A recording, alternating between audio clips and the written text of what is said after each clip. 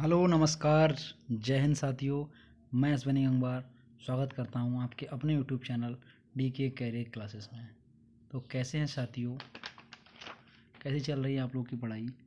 तो साथियों, आपके लिए थोड़ा सा मैं सॉरी बोलना चाहूँगा कि मैं करीब आपके लिए 3-4 दिन से क्लास नहीं दे पा रहा था। दरअसल मेरे साथ थोड़ी सी दिक्कत ये हो गई थी। मैं अभी फ्राइडे वाले दिन पूर्णागिरी के मेला गया था। तो पूर्णागिरी माँ के दर्शन करने गया था और मैं सैटरडे की शाम को वापस आया हूँ। तो वहाँ दर्शन वर्शन सब अच्छे हुए, लेकिन गर्मी की वजह से मेरा थोड़े तबीयत ज़्यादा ख़राब हो गई। और जब तबीयत ज़्यादा ख़राब हुई तो उस वजह से मैं 2-3 दिन ठीक से अपना वर्क नहीं कर पाया। तो उसी वजह से मैं आपके लिए वीडियो कंटिन्यू नहीं दे पाया। तो मुझे उसका बहुत ज़्यादा अफसोस है। लेकिन आज मैं अपनी क्लास लेकर आया हूँ और अभी तक मैं आपके लिए पढ़ाता था पीडीएफ से, पीडीएफ बना के। और आज मैंने जो आपके लिए व्यवस्था की है, मैंने पीडीएफ को पीडीएफ ना बनाकर मैंने उसकी जगह पर आपके लिए स्लाइड तैयार की है। और आपसे हम आपके लिए कोशिश करेंगे कि ज़्यादातर क्लास सारे आपके स्लाइड पर ही आपको दिया करें बना के। ये थोड़ा अच्छा लग रहा है, थोड़ा अट्रैक्टिव लग रहा है। और मुझे लगता भी था कि आप लोग शायद इसीलिए मुझसे नहीं पढ़ना चाहते थे कि भैया पीडीएफ में बना के देते हैं, अच्छी राइटिंग नहीं है, बढ़िया पढ़ाते नहीं हैं। और मैटर विश्वास कीजिए आप, हम इतना अच्छा आपको दे रहे थे फ्री में, बिल्कुल फ्री ऑफ कॉस्ट सारे पूरा क्लास दे रहे हैं, फ्री में आपके लिए पूरा पढ़ाना है ग्रामीण प्रवेश। शायद यूट्यूब पे इतना अच्छा मैटर फ्री में कोई दे रहा होगा, लेकिन हम दे रहे थे। लेकिन आप लोग फिर भी इंटरेस्ट नहीं ले रहे थे। तो मैंने सोचा पता नहीं भैया आप लोग इंटरेस्ट क्यों नहीं ले रहे हैं। तो इसी कारण से फिर मैं आपके लिए ये स्लाइड बना के आज लाया हूँ। स्लाइड बनाने में थोड़ा टाइम ज़्यादा लगा, लेकिन कोई बात नहीं, आपके लिए करना पड़ा। तो आज जो क्लास मैं आपके लेकर आया हूँ ग्रामीण विकास प्रबंधन का, इसका मेन टॉपिक का नाम होने जा रहा है, जो मेन नाम है इस टॉपिक का वो है ग्राम विकास शोध प्रणालियाँ। आप लोग नोट कर लीजिएगा, ऐसे ही मैं बोल दे रहा हूँ। आज के टॉपिक का नाम है ग्राम विकास शोध प्रणालियाँ। और उसके अंतर्गत हम जो पढ़ेंगे वो टॉपिक का नाम है ग्रामीण विकास प्रबंधन या रूरल डेवलपमेंट मैनेजमेंट। इसको हम लोग पढ़ेंगे आज, रूरल डेवलपमेंट मैनेजमेंट को, कि क्या होता है ग्रामीण विकास प्रबंधन और कैसे होता है ग्रामीण विकास प्रबंधन, या क्या होता है रूरल डेवलपमेंट मैनेजमेंट, इसको हम जानेंगे। तो रूरल डेवलपमेंट मैनेजमेंट क्या होता है, बेसिकली अगर हम जनरली बात करें तो ये वो होता है जैसा कि ग्रामीणों के जीवन में अगर हमें कोई सुधार लाने हैं, चाहे वो आर्थिक रूप से या फिर सामाजिक रूप से, तो उन सुधार लाने के लिए जो भी हम कार्य करते हैं, जो भी हम योजनाएं लाते हैं, तो वो सब क्या होता है हमारा, कहीं ना कहीं ग्रामीण विकास प्रबंधन के अंतर्गत ही आता है। तो आइए थोड़ा सा देखते हैं कि ग्रामीण क्षेत्रों में व्याप्त समस्याओं की पहचान करना, जैसे शिक्षा, स्वास्थ्य, बिजली, पेयजल, सड़क आदि। तो इन सारी चीज़ों की अगर पहचान करना और इनके निराकरण हेतु आवश्यक कदम उठाना, ठीक है, यही हमारा ग्रामीण विकास प्रबंधन कहलाता है। अब दूसरी बात, ग्रामीण विकास में आप लोग जानते हैं ज़्यादातर चीज़ें क्या होती हैं, हमारे कृषि से संबंधित ज़्यादातर समस्याएं होती हैं ग्रामीण में। तो कृषि से संबंधित कौन कौन सी समस्याएं हो सकती हैं, फिर हम उनका समाधान करेंगे। जैसे कृषि संबंधन हो सकती है आपकी समस्या, एक जमींदारी उन्मूलन, एक बिचौलियों का अंत, काश्तकारी सुधार, चकबंदी, या आपका हदबंदी, ये सारी चीज़ें तुम्हारी किससे संबंधित हो सकती हैं। एक सेकंड रुकिएगा, थोड़ा सा क्लास डिस्टर्ब हो गया, कोई दिक्कत नहीं। तो कृषि संबंधित समस्याएं कौन कौन सी हैं, जैसे जमींदारी उन्मूलन, बिचौलियों का अंत, या काश्तकारी सुधार, या चकबंदी, हदबंदी और सहकारी कृषि आदि। तो ये सारी समस्याएं हमारी किससे संबंधित हैं, कृषि से संबंधित हैं। तो ये कृषि से संबंधित जितनी समस्याएं हैं और इनके निराकरण के हेतु जो भी हम आवश्यक कदम उठाएंगे वो सब हमारे ग्रामीण विकास प्रबंधन के अंतर्गत आएंगे, ठीक है। अब ग्रामीण विकास एवं पंचायती राज मंत्रालय एक होता है, तो इसके अंतर्गत हम सारे काम करते हैं ग्रामीण विकास प्रबंधन के। कौन से मंत्रालय के अंतर्गत, ग्रामीण विकास और पंचायती राज मंत्रालय के अंतर्गत। आपसे पूछेगा कि ग्रामीण विकास मंत्री कौन है, और ग्रामीण विकास मंत्री की बात करें जो कि केंद्र लेवल के हैं तो वो हमारे गिरिराज सिंह हैं। अगर राज्य मंत्री की बात करें तो साध्वी निरंजन ज्योति हैं और फग्गन सिंह हैं। कौन कौन, साध्वी निरंजन ज्योति और फग्गन सिंह, ये ग्रामीण विकास मंत्रालय के राज्य मंत्री हैं। और केंद्रीय मंत्री हैं हमारे इसमें गिरिराज सिंह जी, ठीक है। अब बात करते हैं ग्रामीण विकास मंत्रालय की, तो इसके बारे में थोड़ा जान लेते हैं। तो ये मंत्रालय दो विभागों से मिलकर बना है। पहला ग्रामीण विकास विभाग और दूसरा भूमि संसाधन विकास। तो इसके ये दो विभाग होते हैं। अब हम थोड़ा सा इसका इतिहास जान लेते हैं, थोड़ी सी इसकी ऐतिहासिक पृष्ठभूमि जान लेते हैं। सबसे पहले वर्ष 1974 में ग्रामीण विकास विभाग खाद्य और कृषि मंत्रालय के अंग के रूप में अस्तित्व में आया सबसे पहले। ठीक है, कब? 1974 में। इसके बाद 18 अगस्त 1979 को ग्रामीण विकास विभाग का दर्जा बढ़ाकर ग्रामीण पुनर्गठन मंत्रालय कर दिया गया। फिर इसका नाम कर दिया गया ग्रामीण पुनर्गठन मंत्रालय। फिर इसके बाद 23 जनवरी 1982 को इस मंत्रालय का नाम बदलकर ग्रामीण विकास मंत्रालय कर दिया गया। फिर से इसका नाम ग्रामीण विकास मंत्रालय हो गया। ठीक है, फिर इसके बाद वर्ष 1985 में ग्रामीण विकास मंत्रालय को पुनः कृषि तथा ग्रामीण विकास मंत्रालय के एक विभाग के रूप में शामिल कर दिया गया, जिसे कृषि मंत्रालय का नाम दिया गया। फिर इसके बाद 5 जुलाई 1991 को इसे पुनः ग्रामीण विकास मंत्रालय का दर्जा दिया गया। इसके बाद मार्च 1995 में फिर से ग्रामीण विकास मंत्रालय का नाम परिवर्तित कर दिया गया और इसके अंतर्गत 3 विभाग, पहला ग्रामीण रोजगार एवं गरीबी उन्मूलन विभाग, दूसरा ग्रामीण विकास विभाग तथा तीसरा बंजर भूमि विकास विभाग को शामिल कर दिया गया।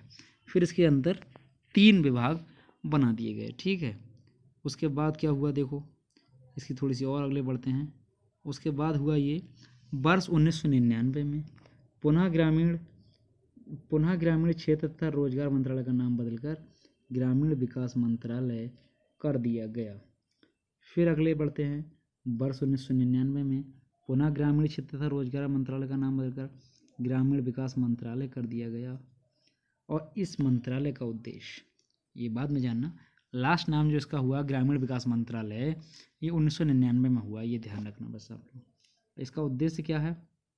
तो इसका उद्देश्य है गरीबी उन्मूलन, रोजगार सृजन, अवसंरचना विकास और सामाजिक सुरक्षा।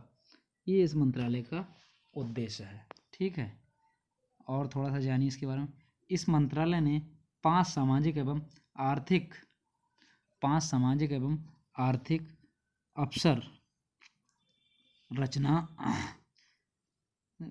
5 सामाजिक एवं आर्थिक अवसंरचना की पहचान की है, जिनमें सड़क, स्वास्थ्य, पेयजल और पेयजल के बाद आपका आवास तथा शिक्षा प्रमुख है।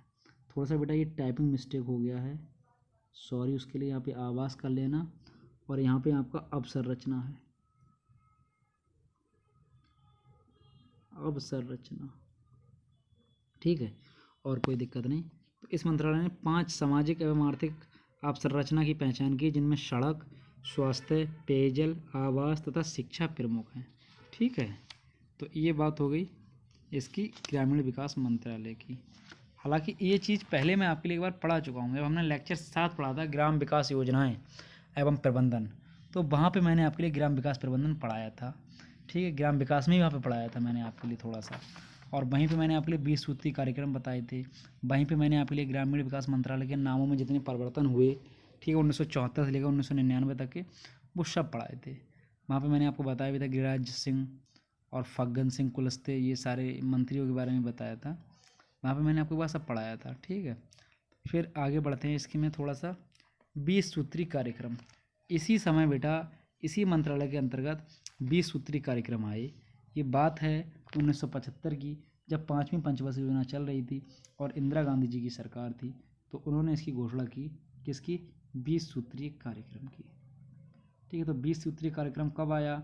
आपसे कोई पूछ ले तो आप बताएंगे 1975 में 5वीं पंचवर्षीय योजना के समय इंदिरा गांधी सरकार द्वारा लाया गया था 20 सूत्रीय कार्यक्रम। तो 20 सूत्रीय कार्यक्रम क्या था, इसको जानिएगा आप लोग। अब इस कार्यक्रम का क्या है, नए रूप में पुनः इस कार्यक्रम को 1 अप्रैल सन 2007 से लागू किया गया है। इसके अंतर्गत निम्नलिखित 20 लक्ष्यों को निर्धारित किया गया है, इसलिए इसको 20 सूत्री कार्यक्रम भी कहते हैं। उस समय इंदिरा गांधी जी ने किया था इसकी घोषणा, लेकिन लागू नहीं हो पाया। लागू हुआ ये 1 अप्रैल 2007 को पुनः मनमोहन सिंह जी की सरकार में। ठीक है, तो इसके अंतर्गत 20 लक्ष्यों को निर्धारित किया गया है। वो 20 लक्ष्य कौन कौन से आइए जानते हैं। सबसे पहला लक्ष्य है ग्रामीण निर्धनता का निवारण। यानी गांव में जो गरीबी है उसको दूर करना। दूसरा, वर्षा पर निर्भर कृषि की व्यूह रचना, यानी जो हमारी कृषि जो वर्षा पर निर्भर है उसके बारे में सही से उसकी व्यूह रचना, उसकी देखरेख करना। तीसरा, सिंचाई के पानी का अच्छा उपयोग। चौथा है इसका उद्देश्य, लक्ष्य इसका अच्छी फसलें। पाँचवां लक्ष्य है इसका भूमि सुधारों की प्रभावशीलता। छठा लक्ष्य है ग्रामीण श्रम के लिए विशिष्ट कार्यक्रम, यानी गांव में जो मजदूर हैं या गांव के जो मजदूर लोग हैं उनके लिए विशिष्ट कार्यक्रम चलाए जाएँ ताकि उनकी बेरोजगारी दूर हो और वो गरीबी से अपना थोड़ा सा निपट सकें और गुजारा भत्ता अपना कर सकें। अगला इसका है उद्देश्य, सातवां जो है इसका पीने का साफ पानी, ये भी इसका उद्देश्य था। आठवां उद्देश्य है सबके लिए स्वास्थ्य।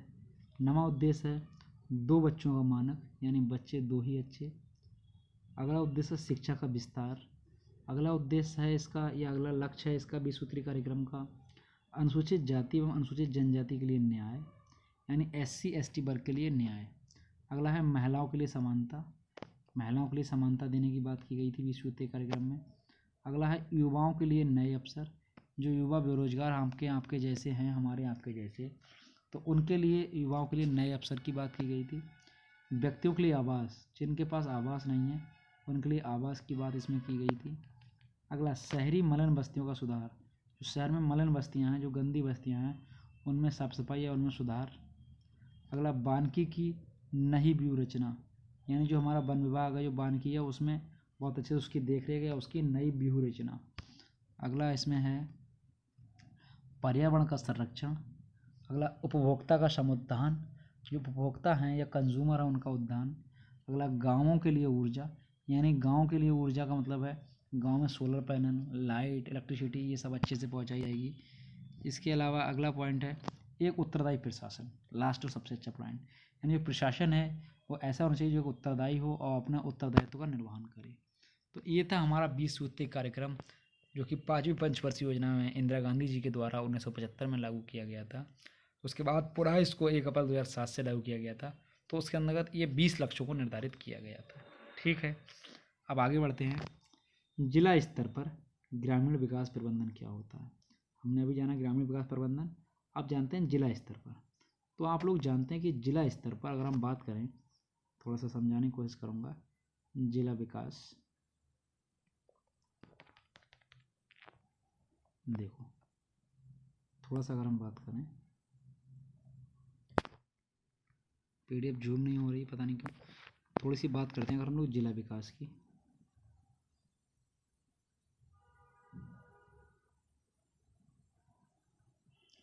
तो आप लोग जानते हैं कि जिला विकास के लिए 2 तरह के अधिकारी होते हैं।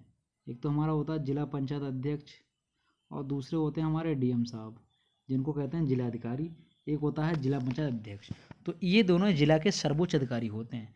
जो जनता के द्वारा चुना जाता है वो होता है आपका जिला पंचायत अध्यक्ष, और जो प्रशासन के द्वारा चुन के आता है, सरकार के द्वारा चुन के आता है, सरकार द्वारा मतलब नहीं, जो ऊपर से आता है प्रशासन के द्वारा, जो प्रशासनिक अधिकारी होता है वो होता है हमारा जिला अधिकारी।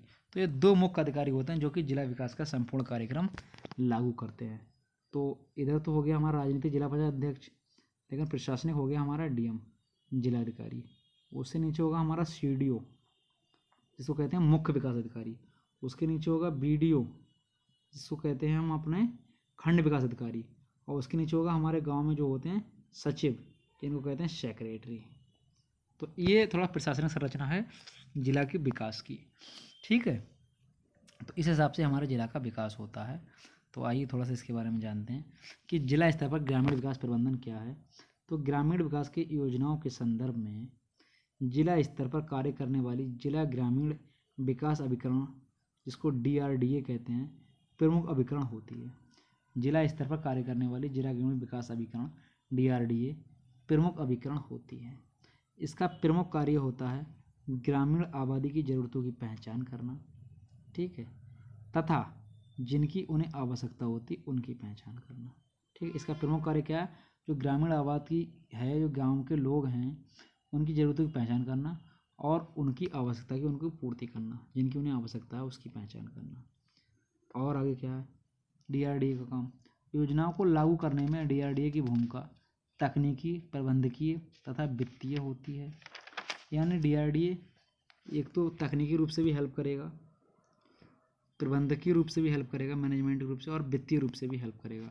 ये सारे काम हमारे DRDA के अंतर्गत आते हैं। DRDA को फिर से जान लीजिए क्या है। DRDA हमारा जिला ग्रामीण विकास अभिकरण, ठीक है, ये जिला लेवल का एक अभिकरण है। इस प्रकार DRDA न केवल योजनाओं की राशि आवंटन के लिए बनी निकाय है, बल्कि उपयुक्त प्रबंधकीय तथा तकनीकी सहायता भी प्रदान करता है।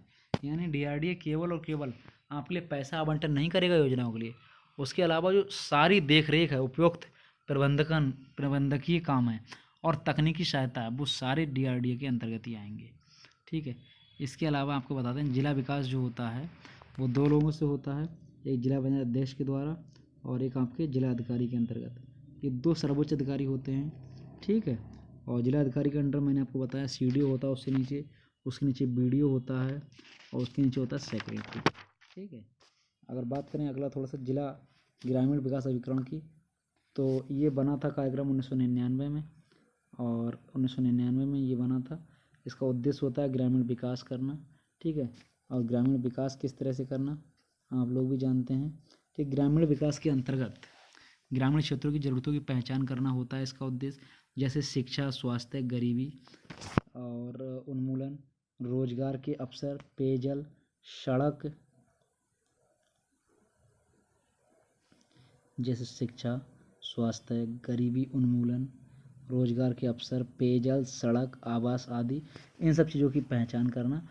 और ठीक है, ये होता है ग्रामीण विकास के अंतर्गत। ग्रामीण विकास के अंतर्गत क्या क्या आता है? शिक्षा, स्वास्थ्य, गरीबी उन्मूलन, रोजगार के अवसर, पेयजल, सड़क और आवास। तो इन सारी चीज़ों की पहचान करना और इनके लिए फाइनेंस या वित्तीय रूप से जो हेल्प करता है उसकी व्यवस्था जिला ग्रामीण विकास अभिकरण ही करता है, ठीक है। इतनी सारे कामों के लिए ऊपर वाले जो मैंने बताए, इन सब के लिए जो फाइनेंस की व्यवस्था करता है वो जिला ग्रामीण विकास अभिकरण ही करता है, ठीक है। तो जिला ग्रामीण विकास अभिकरण के सदस्य कौन कौन होते हैं? तो जिले के सांसद एवं विधायक सहित कई अधिकारी DRDA के सदस्य होते हैं, ठीक है साथियों। तो ये था हमारा आज का छोटा सा क्लास। कैसा लगा साथियों, कमेंट बॉक्स में ज़रूर बताइएगा। Thanks for watching. जो लोग चैनल पर नए हैं वो चैनल को सब्सक्राइब कीजिए। और अब तो मैं आप लोग के हिसाब से स्लाइड से पढ़ाना मैंने शुरू कर दिया, अब तो कम से कम आप लोग पढ़ना सीख लीजिए, अब तो पढ़ लीजिए ज़्यादा से ज़्यादा, और ज़्यादा से ज़्यादा लोगों को तो चैनल को पहुँचाइए, ठीक है। Thank you all of you guys.